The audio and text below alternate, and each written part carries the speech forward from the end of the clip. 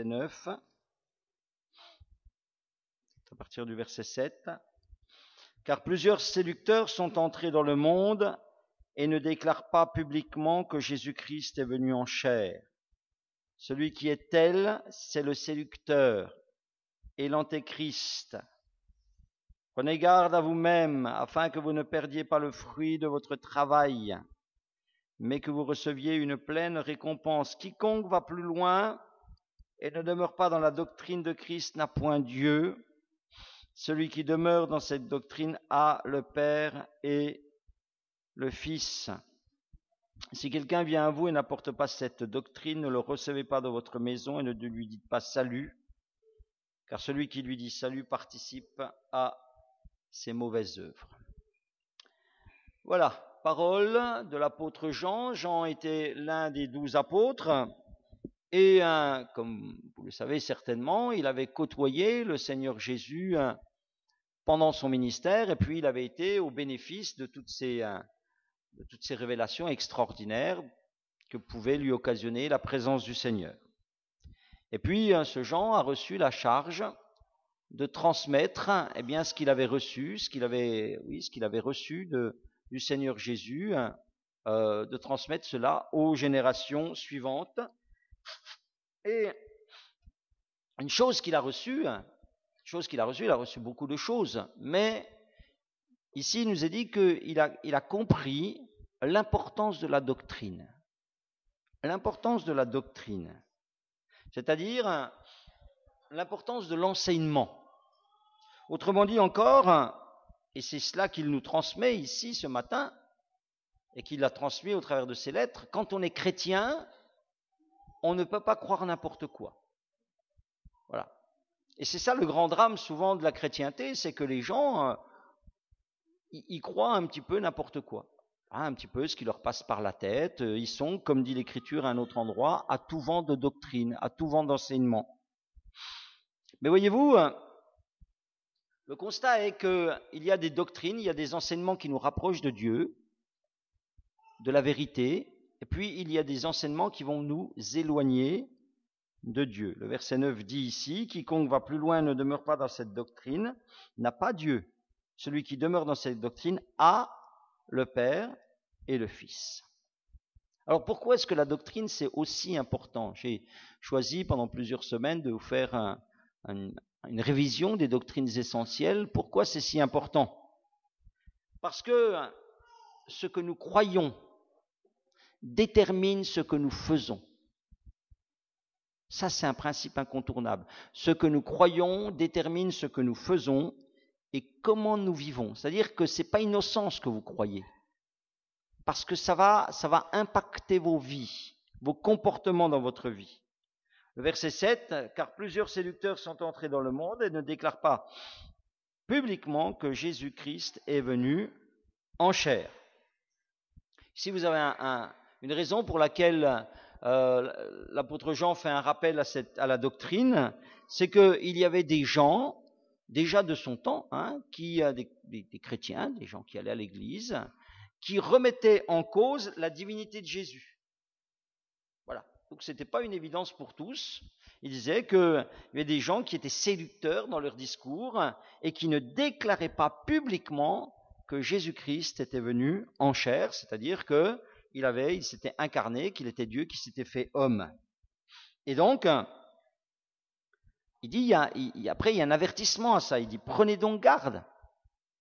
Si vous vous laissez attraper par cette façon de penser, prenez garde parce que non seulement vous allez perdre le fruit de votre travail, mais vous n'allez pas obtenir la pleine récompense que Dieu voudrait vous accorder. Vous voyez, ça n'est pas innocent ce que l'on croit et ça n'est pas sans conséquence. Alors ce matin, je vous ai parlé la dernière fois d'une doctrine essentielle, c'était la révélation.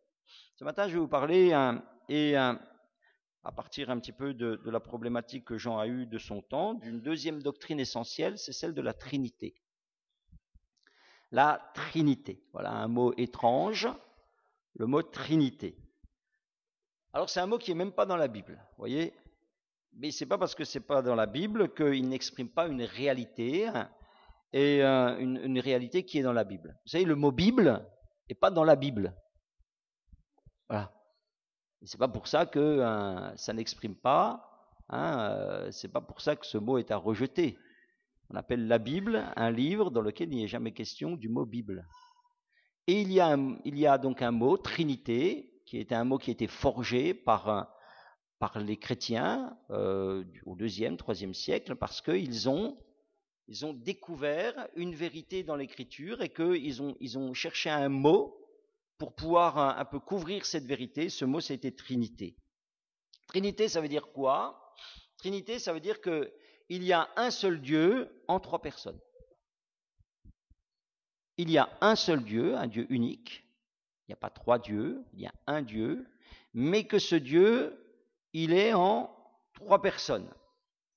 Et on voit que déjà, du temps de Jean, cette vérité, elle était combattue, des séducteurs. Et derrière les séducteurs, il y a le grand séducteur, c'est le diable. Et le diable a tout intérêt à ce que vous ne pensiez pas, vous ne croyez pas la doctrine de la Trinité. Je vais vous expliquer pourquoi ce matin. Déjà ici, on voit que c'est la 2e personne de la Trinité, c'est-à-dire le Fils, Jésus-Christ, qui était combattu. Alors, la Bible, c'est pas simple.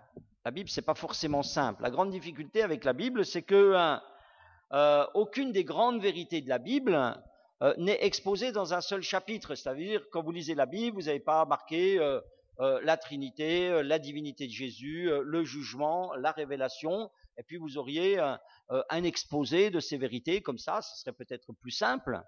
Mais Dieu ne nous a pas parlé comme un professeur, il nous a parlé comme un père. Et il nous a enseigné au travers des circonstances de la vie pour que ces choses elles nous soient accessibles. Alors vous voyez, pour vous donner une image, je pense que c'est l'image la plus juste, c'est que la Bible, ça fonctionne comme un puzzle. Vous savez ce que c'est qu'un puzzle? Vous ouvrez une boîte, et puis là, vous avez plein de petites pièces. Si vous avez un puzzle à 2000 pièces, vous avez 2000 petites pièces qui sont toutes en vrac là, et puis vous les prenez, et chaque pièce toute seule vous représente pas grand-chose. Peut-être vous voyez un peu de couleur, du bleu de ciel, ou du bleu de mer, ou du vert d'arbre, mais voilà. Et il va falloir que vous mettiez ces pièces côte à côte avec les autres bonnes pièces, jusqu'à ce que ça représente quelque chose. Eh bien, la Bible, ça fonctionne comme ça. La Bible, ça fonctionne comme ça. Vous devez rassembler les diverses pièces sur un sujet pour avoir une idée plus précise sur le sujet. Ça, c'est très important. Et sur beaucoup de sujets. C'est comme ça que ça fonctionne. Et sur le sujet de Dieu, de qui est Dieu, vous n'avez pas un chapitre entier, mais au travers de toutes les pièces qu'on va pouvoir recueillir sur le sujet, on va se rendre compte de quoi? Lorsque ces pièces vont être assemblées, et lorsque tout d'un coup va se dessiner un portrait de Dieu, vous allez vous rendre compte qu'il y a Dieu le Père, mais qu'il y a aussi Dieu le Fils, parce que le Fils a tous les attributs de Dieu. Et puis après, vous allez vous rendre compte qu'il y a le Saint-Esprit, et que le Saint-Esprit, quand vous prenez toutes ces pièces-là, vous voyez que le Saint-Esprit, il est aussi comme Dieu. Il est Dieu lui aussi. Vous voyez? Et on arrive à ce tableau de Dieu qui est un Dieu, un seul Dieu, mais en 3 personnes. 3 personnes qui sont égales entre elles, 3 personnes qui sont distinctes, égales et inséparables. Et c'est un mystère. Et c'est un mystère. Et c'est ce qu'on appelle donc la Trinité, un Dieu en 3 personnes. Alors ça, c'est pas facile à comprendre. Ça, c'est pas facile à concevoir. Vous avez, par exemple, les Juifs qui n'acceptent pas cette pensée-là. Les musulmans, quand vous leur parlez de la Trinité, ils s'arrachent les cheveux, ils ne veulent pas vous écouter. Parce que les musulmans vous disent, non, Dieu ne peut pas avoir de fils. Parce que pour eux, qui dit avoir un fils, dit qu'il a fallu une relation, un rapport pour pouvoir engendrer un fils. Non. Les témoins de Jéhovah, pareil. Les témoins de Jéhovah, il y a un Dieu, mais il n'y a pas, Jésus n'est pas Dieu, le Saint-Esprit n'est pas Dieu. Moi, j'ai entendu un jour un musulman dire, mais vous croyez en un Dieu qui vous en faites un shampoing, 3 en 1. Voilà, c'est une perception. Il dit, on a l'impression que vous nous parlez d'un shampoing, 3 en 1. Pour eux, Jésus, c'est qu'un prophète. Pour eux, Jésus, c'est qu'un prophète. Il était impossible que Dieu ait un fils. Pour les témoins de Jéhovah, Jésus n'est pas Dieu, et puis le Saint-Esprit, c'est une force. Vous voyez?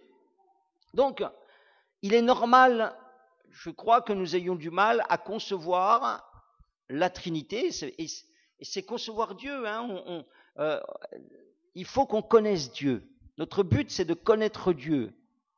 C'est de le connaître le mieux possible. Donc, Dieu se révèle comme un Dieu trois en un. Et c'est difficile à concevoir parce que Dieu est esprit. Voyez ? Et nous, on essaye de le comprendre à travers nos références qui sont physiques, qui sont seulement matérielles.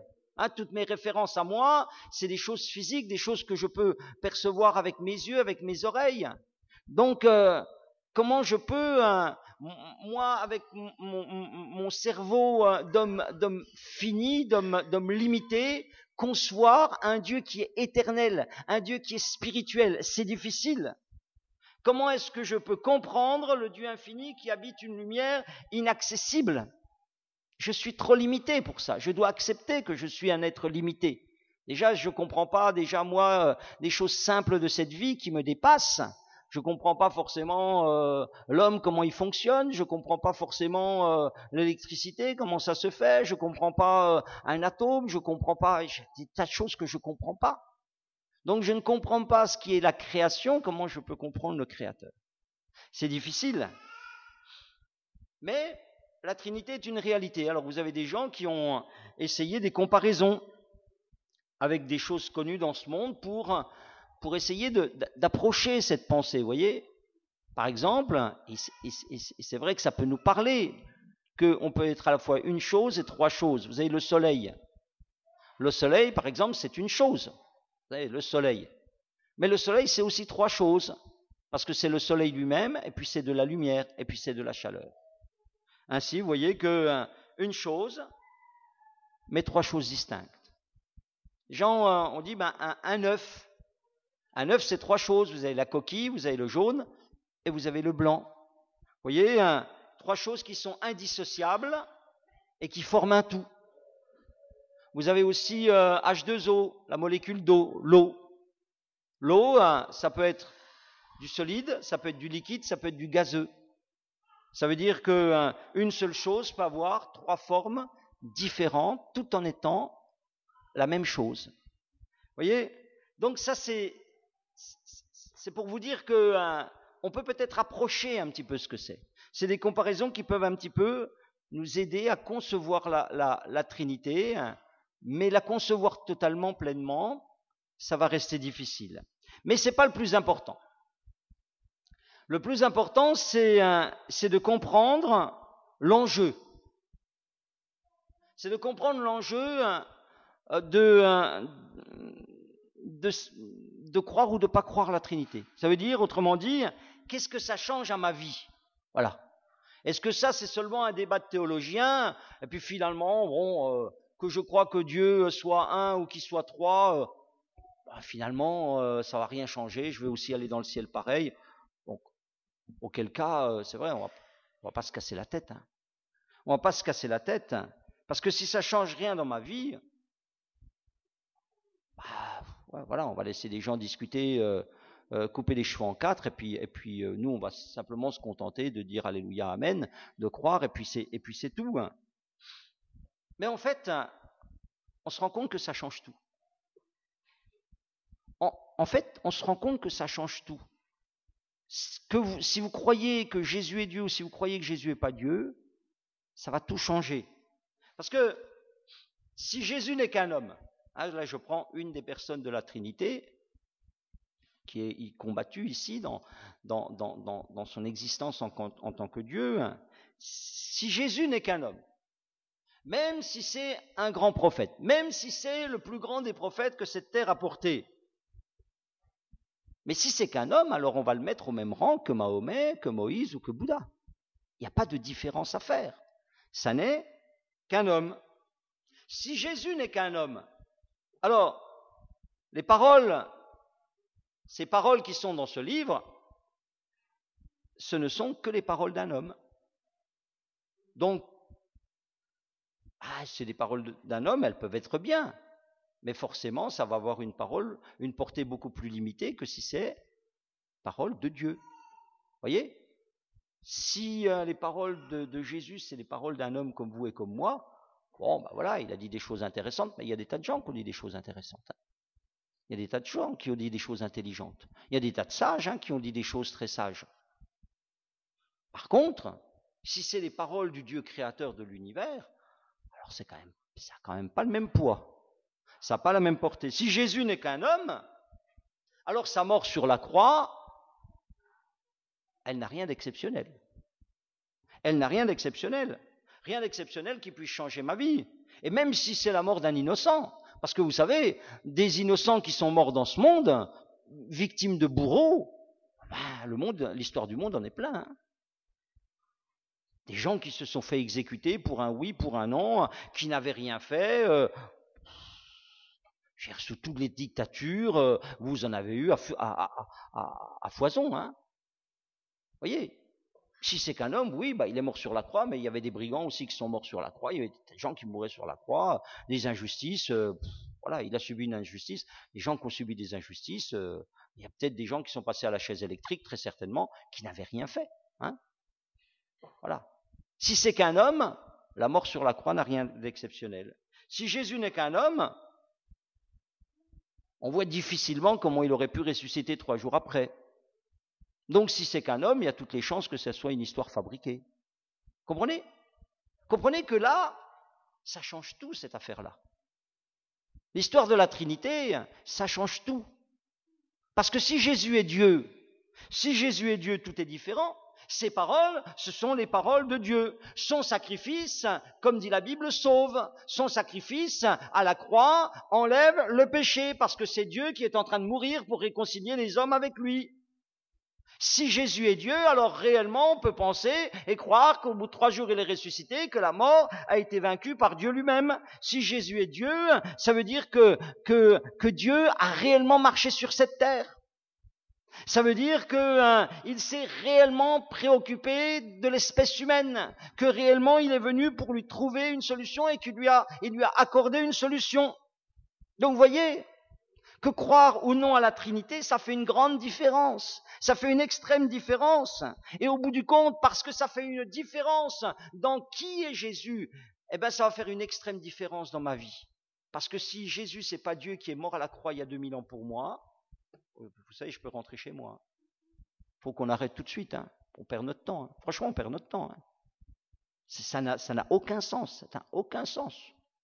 Autant, on peut à ce moment-là célébrer un footballeur, célébrer un basketteur, célébrer un Mandela ou je ne sais pas qui. Hein. Et voilà. Comprenez? Ça change tout. Ça change tout. Hein. Alors on peut se demander, pasteur, si c'est si important, cette vérité, pourquoi cette vérité elle n'est pas affirmée depuis le début de la Bible? Pourquoi est-ce que elle est un petit peu cachée comme ça, par puzzle, par pièce de puzzle dans le reste de la Bible? Parce qu'il faut qu'on comprenne les choses. Vous savez, les choses, elles sont comme elles sont. Et la grande vérité, c'est que l'humanité, elle fonctionne avec une révélation progressive. Et je ne vous parle pas seulement du niveau spirituel, hein, au niveau humain, c'est comme ça. Entre le bébé que vous étiez et l'adulte que vous êtes aujourd'hui, qu'est-ce qui s'est passé? Vous avez grandi, au fur et à mesure de votre croissance, vous avez eu une révélation plus grande de la vie. Vous avez compris les choses de la vie. Vous avez pu acquérir une connaissance, un savoir-faire. Et tout ça, ça a été quelque chose qui a été progressif. Vous voyez? Et il en va de même du point de vue spirituel. Du point de vue spirituel, déjà dans notre vie personnelle, entre le non-savoir que j'ai pu avoir au début et puis le petit savoir d'un Dieu qui peut agir dans ma vie, et puis au fur et à mesure que je vais grandir dans ma vie spirituelle, comprendre l'amour de Dieu, comprendre la fidélité de Dieu, etc. Voilà, j'ai une progression dans la révélation. Mais cette progression dans la révélation, elle est aussi depuis le début du monde. Depuis le début du monde, depuis le début de l'histoire de l'humanité, on voit que Dieu il va se révéler de plus en plus et que les gens d'il y a 4000 ans, même les croyants d'il y a 4000 ans, ils ne pouvaient pas connaître Dieu comme on peut le connaître aujourd'hui. Parce que génération après génération, Dieu s'est révélé de plus en plus. Vous voyez, par exemple, dans l'Ancien Testament, Dieu va se révéler au travers de deux grands personnages qui sont Abraham et Moïse, principalement. Et principalement, au travers d'eux, il se fait connaître. Et ces gens arrivent à une conclusion, qui est dans Deutéronome au chapitre 6, au verset 4. Ça, c'est le premier point de révélation, qui était déjà une révélation par rapport à ce que ces gens pouvaient voir autour d'eux, à ce que ces gens pouvaient connaître. Deutéronome chapitre 6, verset 4. Écoute Israël, l'Éternel notre Dieu est le seul éternel. C'est un Dieu unique. C'est pour ça que les Juifs aujourd'hui, ils ont du mal à croire à un Dieu qui est trois en un. Parce que eux, ils sont restés figés sur cette première révélation. L'Éternel est un seul Dieu. On appelle ça le monothéisme, un seul Dieu. Et c'était déjà ça, cette révélation-là, c'était déjà une révolution par rapport à ce que les gens croyaient à l'époque. Parce qu'à l'époque, on croyait du polythéisme. Ça veut dire qu'on voyait plusieurs dieux. On pensait qu'il y avait un dieu pour chaque chose. C'est ce que vous trouvez dans la mythologie, où il y avait un dieu pour la guerre, il y avait un dieu pour les arbres, pour la forêt, il y avait un dieu pour la mer, il y avait un dieu pour le soleil, etc. Il y avait un dieu pour l'amour. Voilà. C'était un polythéisme. Les gens mettaient derrière chaque chose un dieu. Et puis, au travers de la révélation qu'il va voir Abraham et à Moïse, ils vont se rendre compte que il y a un Dieu personnel et que tout le reste, c'est des idoles. Tout le reste, ce sont des idoles. Donc le Dieu vivant, créateur, se révèle au travers du peuple juif et il se présente à lui comme un Dieu unique, créateur, tout-puissant et qui vraiment dit tout ce qui m'est associé comme Dieu, ben, c'est pas des dieux. C'est l'homme qui en fait des dieux, mais c'est pas des dieux, il y a un seul Dieu, c'est moi. D'accord ? Ça, c'est le début de la révélation. Mais pendant des siècles, donc après, on va voir que ce Dieu-là, c'est un Dieu qui délivre, on va voir ce Dieu-là, etc. Voilà. Donc, on a cette révélation de ce Dieu et on a une révélation de ses attributs. On voit qu'il est fidèle, on voit qu'il a des exigences, etc. Et puis Jésus vient. Et quand Jésus vient, il est appelé Emmanuel. En hébreu, ça veut dire Emmanuel, ça veut dire Dieu avec nous. Les Juifs avaient réalisé que Dieu était pour eux. C'était Dieu pour nous. Mais maintenant, quand Jésus vient, c'est Dieu avec nous. Il est Emmanuel. Il n'est pas seulement pour nous, il est aussi avec nous. Et Jean, chapitre 1, verset 18, nous dit qu'à partir de là, à partir de Jésus, les Juifs vont avoir une révélation autre, plus grande, différente, complémentaire de qui est ce Dieu-là. Et Jésus, Jean chapitre 1 verset 18, personne n'a jamais vu Dieu, Dieu le Fils unique qui est dans le sein du Père est celui qui l'a fait connaître. Et ce qui est révolutionnaire quand Jésus vient, c'est qu'il nous présente Dieu comme un Père. Déjà dans l'Ancien Testament, vous avez 2-3 passages où il est parlé de Dieu comme un Père, mais aucun Juif n'aurait osé l'appeler Père. Mais Jésus, lui, il l'appelle Père. Quand il a son culte, il appelle Dieu son Père. Et non seulement il appelle Dieu son Père, mais il invite les Juifs, ses disciples, à appeler Dieu Père. Et quand il leur apprend la prière, il leur dit, voilà comment vous devez prier, notre Père. Vous voyez ? Et là, ça, c'était quelque chose de totalement nouveau. Totalement nouveau. Dans Jean chapitre 14, verset 8, vous voyez que un des disciples va dire, Jean 14, c'est la nuit où le Seigneur va être livré, c'est la dernière nuit, c'est au bout de 3 ans de fréquentation du Seigneur, un des disciples lui dit, Seigneur, montre-nous le Père. Donc il a assimilé cette idée que Dieu est le Père, et il dit, Seigneur, montre-nous le Père et cela nous suffit. Et Jésus lui répond, il y a si longtemps que je suis avec vous et tu ne m'as pas connu, Philippe. Celui qui m'a vu a vu le Père. Comment dis-tu, montre-nous le Père? Ne crois-tu pas que je suis dans le Père et que le Père est en moi? Ces paroles que je vous dis, je ne les dis pas de moi-même, et le Père qui demeure en moi, et le Père qui demeure en moi, c'est lui qui fait les œuvres. Voyez? Alors là, non seulement il les a emmenés dans la révélation que Dieu était comme un Père, mais là, il va leur dire, la nuit avant de les quitter, il va lui dire, mais le Père et moi, on ne forment qu'un. Le Père et moi, Dieu le Père, et moi, son Fils, on est un seul. Mais ils avaient du mal, hein. Ils avaient du mal à concevoir ça. C'était pas facile. Et donc, ils n'ont pas réalisé encore que Jésus est Dieu. Et puis, quelques jours après, seulement quelques jours après, dans Jean, au chapitre 21, au verset 20, verset 28, Thomas, quand il réalise la résurrection, va dire à Jésus, mon Seigneur et mon Dieu. Et Jésus lui dit, parce que tu m'as vu, tu as cru. Donc il ne lui dit pas, tu te trompes. Hein, il se fait appeler Dieu par le disciple. Et il ne lui dit pas, tu te trompes. Et il lui dit, ben oui, tu as cru. Heureux ceux qui ont cru. Hein. Donc, à partir de la résurrection, ça y est, pour certains disciples, c'est devenu une évidence. Ils sont rentrés dans cette vérité, dans cette réalité, que Dieu, le Fils, est aussi Dieu que le Père. Alors ensuite, ils l'ont écrit. Ils l'ont écrit. Et ça fait partie de ces fameuses pièces de puzzle qu'on peut trouver dans l'Écriture et qui nous font ce portrait d'un Jésus qui est Dieu. On a lu Jean 1, 18, personne n'a jamais vu Dieu. Dieu le Fils unique, qui est dans le sein du Père, est celui qui nous l'a fait connaître. Dieu, le Fils unique. Romains, chapitre 9, verset 5. Je ne vais pas vous donner tous les passages, tous les versets qui peuvent nous faire comprendre que Jésus est Dieu, mais quelques-uns, les plus explicites, que vous voyez qu'il y a une révélation qui a été progressive. Vous voyez, l'apôtre Paul écrit, Romains chapitre 9, verset 5, « Et les patriarches de qui est issu selon la chair le Christ, qui est au-dessus de toutes choses, Dieu béni éternellement. » Voilà. Le Christ est le Dieu béni éternellement. Dans Philippiens, au chapitre 2, il expliquait que Jésus est venu du ciel. Il est dit,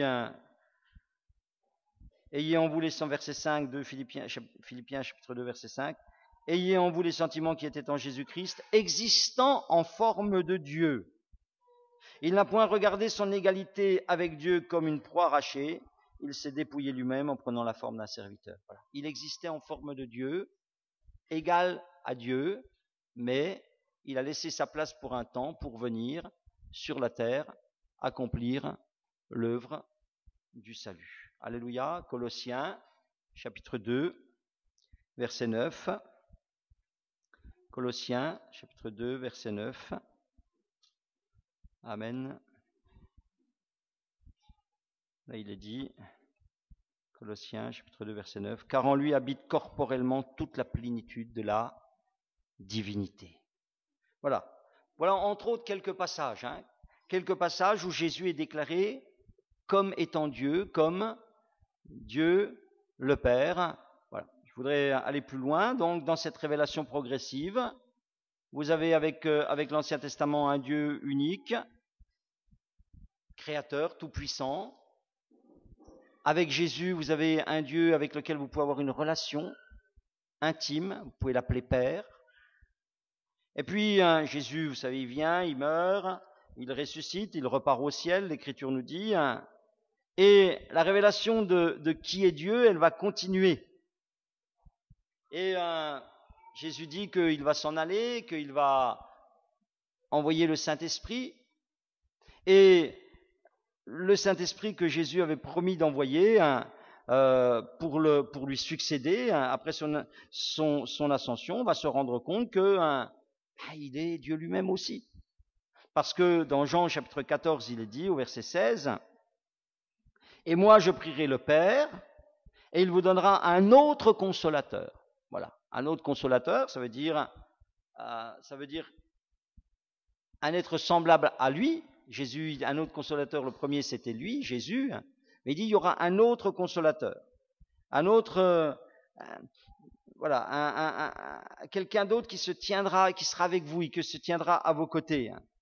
Et d'ailleurs il va le dire, l'esprit de vérité que ce monde ne peut recevoir parce que il ne le voit point, il ne le connaît point, mais vous le connaissez car il demeure avec vous et il sera en vous. Et voyez comment il y a une progression dans la révélation, c'est que ça sera plus seulement le Dieu qui est pour nous de l'Ancien Testament, ça sera plus seulement le Dieu qui est avec nous, Jésus-Christ, mais ça sera maintenant en nous. Et Dieu peut être dans une personne par le Saint-Esprit. Et au verset 17, c'est ce qu'on a lu, il sera en vous. Et lorsque nous prenons ensuite toutes les pièces du puzzle qui concernent le Saint-Esprit, qu'est-ce qu'on voit? Alors le temps est avancé, je vous donne simplement les références, je ne lis pas les passages. Dans Actes au chapitre 5, on se rend compte qu'on peut mentir au Saint-Esprit. Dans Éphésiens au chapitre 4, au verset 30, on se rend compte qu'on peut attrister le Saint-Esprit. Dans Hébreux au chapitre 10, au verset 29, il est dit qu'on peut outrager le Saint-Esprit. Ça veut dire qu'on peut avoir à son égard une injure grave. Et toutes les autres pièces que l'on prend chaque fois qu'il est parlé du Saint-Esprit, eh bien, elles vont aller dans ce sens. Et on se rend compte que le Saint-Esprit, c'est pas une puissance, c'est pas une force, c'est pas un mot, c'est pas je sais pas quoi, c'est une personne. C'est une personne spirituelle qui a toute la divinité. Il est saint, il est éternel. Et il est mis sur le même rang que le Père et que le Fils. C'est pour ça que Jésus va dire, allez, faites de toutes les nations des disciples en les baptisant au nom du Père, du Fils et du Saint-Esprit. En les baptisant au nom du Père, du Fils et du Saint-Esprit. Vous voyez, comprenez, si la Trinité n'existe pas, qu'est-ce que ça veut dire cette formule-là? Elle est bête. Ça voudrait dire que le baptême, il doit se faire au nom du Père, Dieu, d'accord, du Fils qui ne serait qu'un homme, et du Saint-Esprit qui ne serait qu'une puissance. Vous êtes baptisé au nom d'un Dieu, d'une personne et d'une puissance. C'est un non-sens. Non, quand Jésus dit qu'on doit être baptisé au nom du Père, du Fils et du Saint-Esprit, c'est parce que les trois personnes de la Trinité, elles ont eu un rôle dans notre salut. Le Père, on va être baptisé au nom du Père, du Fils et du Saint-Esprit parce que le Père, c'est lui qui nous a attirés à lui. Le Fils, c'est celui qui a payé pour nous.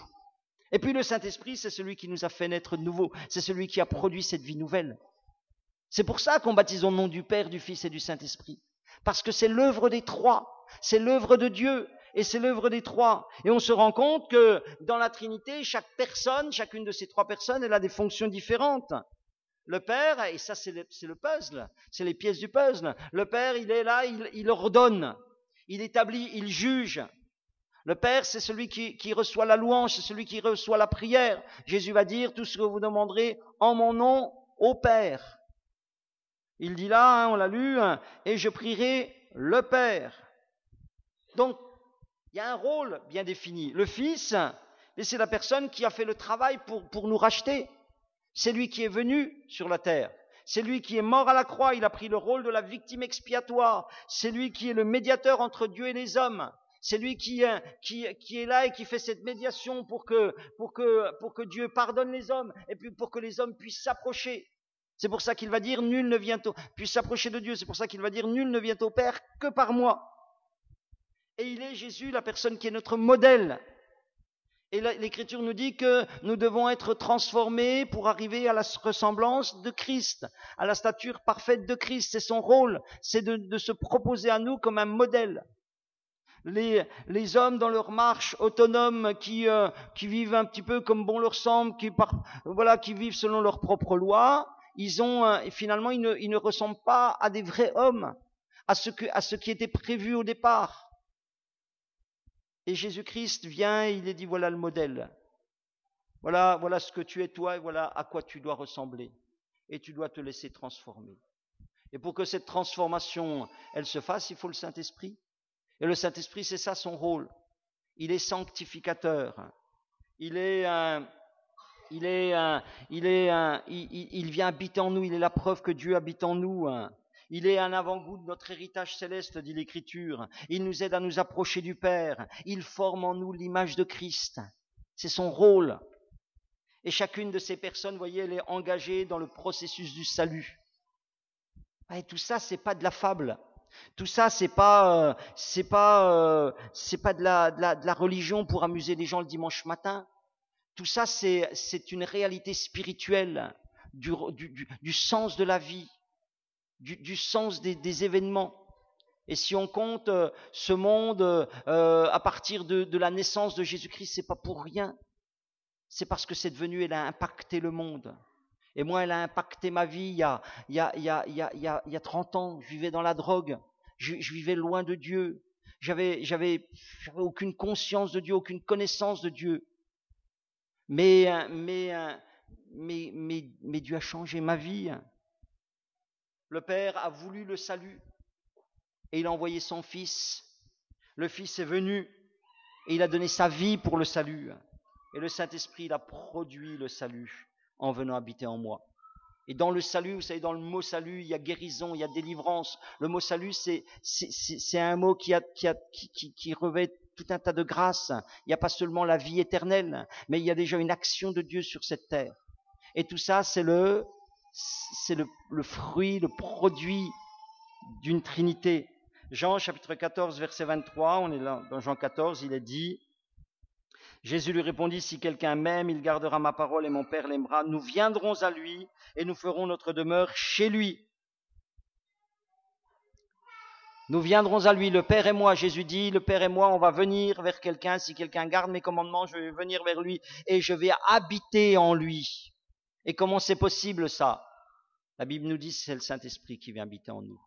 Donc quand le Saint-Esprit vient habiter en nous, c'est le Père et le Fils qui viennent habiter en nous. Ça veut dire que c'est la Trinité tout entière qui est là. Vous savez, beaucoup de gens pensent qu'il y a un créateur dans ce monde. Vous avez des scientifiques, etc. Vous avez beaucoup de gens, au bout d'un moment, quand ils font des études, quand ils regardent, ils voient bien qu'il y a une intelligence, ils voient bien que ce monde n'a pas pu se faire tout seul. Alors oui, ils conçoivent très facilement et ils déclarent qu'il y a un créateur. Mais ils pensent que ce créateur, après avoir mis ce monde en route, cette intelligence, après avoir mis ce monde en route, elle s'en est plus occupée. Elle a laissé ce monde à la dérive comme un bateau fou. Ça s'appelle le déisme. Tout ça, ça a des noms en théologie. Ça s'appelle le déisme. C'est-à-dire, on croit qu'il y a un créateur, mais on pense que ce créateur ne s'occupe plus du monde. C'est pour ça que la Trinité, c'est important. Parce que si vous ne croyez pas à la Trinité, vous allez croire au déisme. Mais la Trinité, elle nous dit quoi? La Trinité, elle nous dit que Dieu n'a pas abandonné ce monde. La Trinité, elle nous dit quoi? Elle nous dit que, oui, c'est vrai, il y a un créateur tout-puissant, oui, c'est vrai, ce monde est le fruit d'une création, d'une intelligence, les choses n'ont pas pu se faire par hasard, mais la Trinité nous dit quoi? Elle nous dit que le Fils, par le Fils, le Créateur est venu dans le monde, et que par le Saint-Esprit, il demeure au milieu de nous.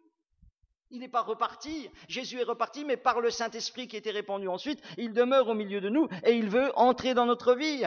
Et moi, j'ai cru ça il y a 30 ans. Et ça s'est passé, il est entré dans ma vie et ma vie a changé. Elle a été transformée parce qu'il y a eu une Trinité. Parce qu'il y a eu la Trinité. La Trinité, c'est la marque du christianisme. Vous voyez? C'est vraiment la marque du christianisme. La Trinité, c'est le seul moyen d'expliquer l'expérience de la nouvelle naissance que vous avez faite un jour. Et c'est surtout le seul moyen de la vivre. Voilà, c'est de croire que Dieu vous cherche, que Dieu vous aime, qu'il a envoyé son Fils Jésus pour vous, mais que par le Saint-Esprit, cette œuvre de la croix, elle peut devenir une puissance de vie dans votre vie maintenant. Amen. Nous avons besoin de toute la divinité du Père, du Fils et du Saint-Esprit. Que Dieu soit béni ce matin. On peut le bénir et le louer.